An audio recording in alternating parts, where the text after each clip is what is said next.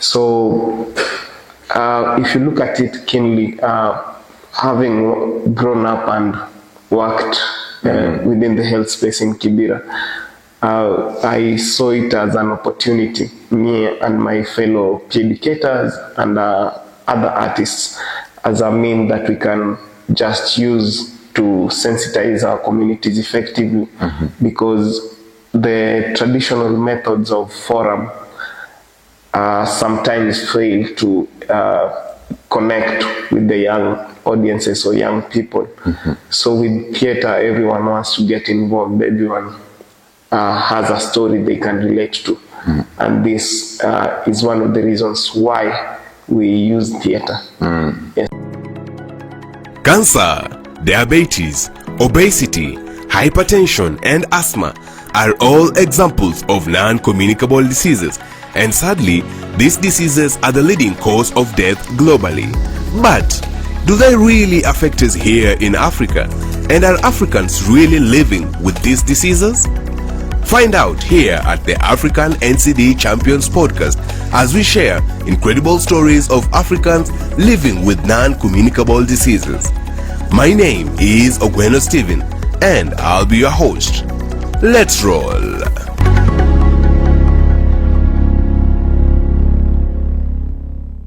Greetings and welcome to another episode of the African NCD Champions podcast, where we meet and talk to incredible people working in the non-communicable diseases space in Africa. In this mini-series, we are featuring the Young Health Program, a program implemented by Plan International in Kenya and funded through the AstraZeneca. This program focuses on improving literacy, improving policy and access to services in line with non-communicable diseases and sexual and reproductive health. In Kenya, the program is being implemented in Kibera and Mathare, which are the largest slum areas in the country with the largest need for such services. The program has been implemented for over 10 years, or for about 10 years, and today we'll be talking to one of the individuals from Kibera who's been working on this program throughout the 10-year period, telling us about his experiences, his approaches to health communication. And without further ado, Paul, give us an introduction to yourself, your name, what you do, and how we got to be here. Yeah, thank you, Steve. My name is Paul Odongo. I am a lead peer educator working with the Young Health Program in Kibera. So I've been in Young Health Program for about 9 years now. And within the program, I've come to learn a lot about the health spaces and how to interact well with my community. And at this, I think one of the greatest achievements we've had towards getting communities engaged within this particular space is the use of theater. So today we are going to explore more on that. And yeah, sure thing. So let's already jump into that. You're using theater as an approach to do health education. So talk to us about why you chose theater as an approach to do health education activities within the Young Health Program, and how did that idea come to life? Yeah, I think one of the biggest reasons is because theater tells stories about people's lives, about the interactions. And if you look at it keenly, this is a medium that can really bring communities together, because once you use theater, everyone can relate across different age groups, across different ethnicities. So with that, we found theater to be one of the most powerful tools we can use when passing health information and health education in our community. So if you look at it keenly, having grown up and worked within the health space in Kibera, I saw it as an opportunity, me and my fellow educators and other artists, as a means that we can just use to sensitize our communities effectively, because the traditional methods of forum sometimes fail to connect with the young audiences or young people.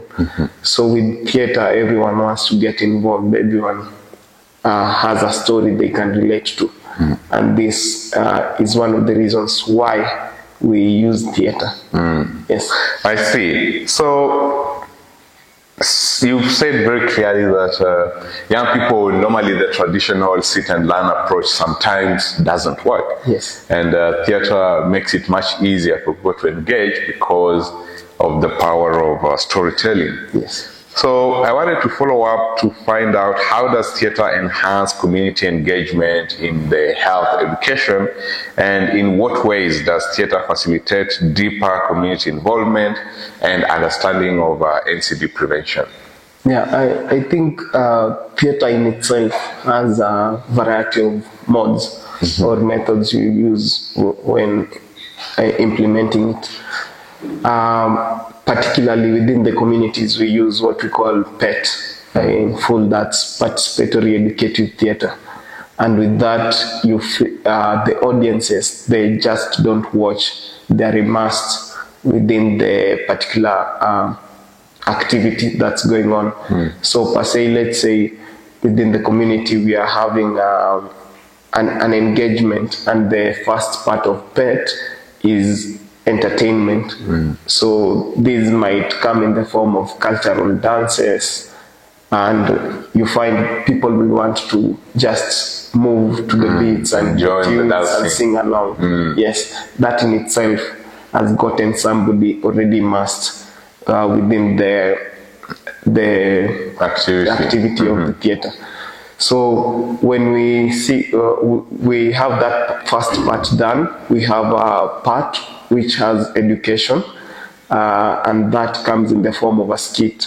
So the skit can display something, let's say a risk factor like tobacco use, harmful use of alcohol, physical inactivity. So when we have that particular skit packaged, again, somebody can relate this to something that they have been seeing within the community. So with that, sometimes there's a pause where the audiences are brought in as actors. So the entire script is paused midway, and then you have an audience come in and you give them a particular role. And that in itself gives them the lived experience of having to act it out. And most of the times you find that this invokes something that they already feel is a need within the community, or an experience they have lived themselves or they have seen within the community. So a good example is once we had a woman getting to solve the nutritional needs of the children she had within the homestead. So we just gave the woman a role. If you are the one cooking, what will you be cooking to ensure that your children get a healthy diet? This particular woman corrected what had been acted earlier. And with that, we saw that the information that had been passed about healthy diets has already sunk in. So you have given them the information. When they get to the part where they act it out, it reinforces what they have already learned through the skit. Yeah. So what are some of the memorable events that you can remember during the 9-year period, that these are some of the, throughout our theater engagement, these are some key highlights that we've seen in the engagement with the communities? There are several, but one of the most memorable ones is we had a theater activity, PET, going on. At the same time, we were having a blood pressure screening camp going on. So the common norms within the community is that NCDs only affect the elderly. And these are some of the myths and misconceptions we try to address under Young Health Program, and with the interventions we have like the theater. We try to change such mindsets so that young people can embrace healthy practices, even going to the local health facilities just to screen.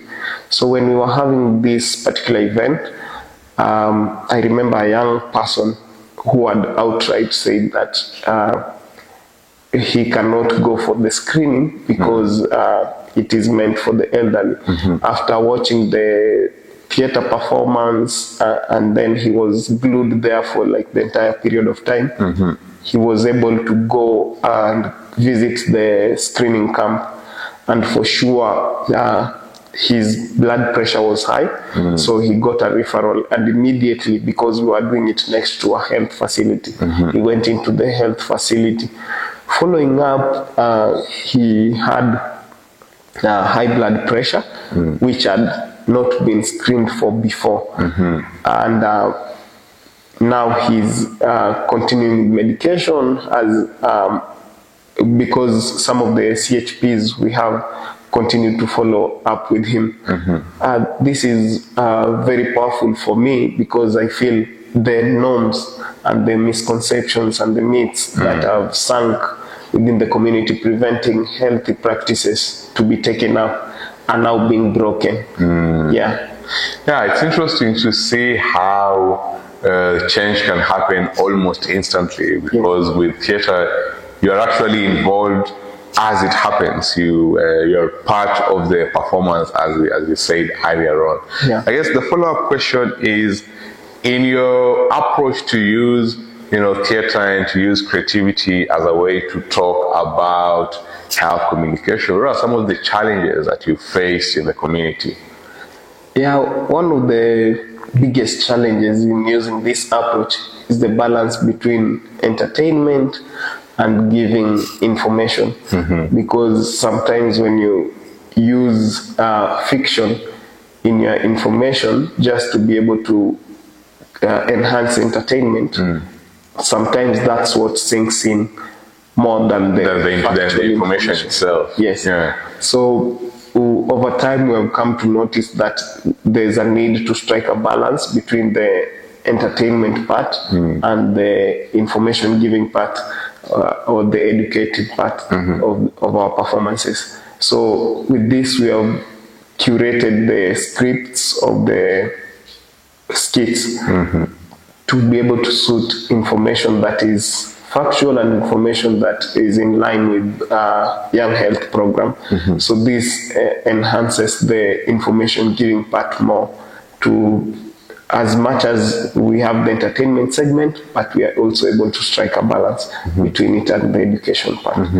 I think one of the other things with community theatre is financing. And with this, we are trying to explore a couple of avenues where we can get financing to be able to make it a sustainable venture, so that we may reach a larger part of the community, even past the villages that are being covered by Young Health Program. Yes. So in Kibera, which is the largest slum area in the country, actually on the continent, there's a lot of people living in there, and a lot of people come to watch you use theater as a way to educate them on non-communicable diseases and its risk factors and sexual reproductive health as part of the Young Health Program.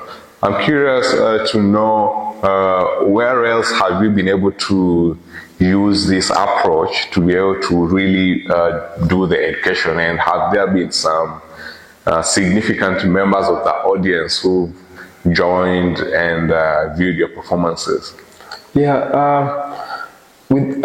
When our group started, we started within Kibera, very small.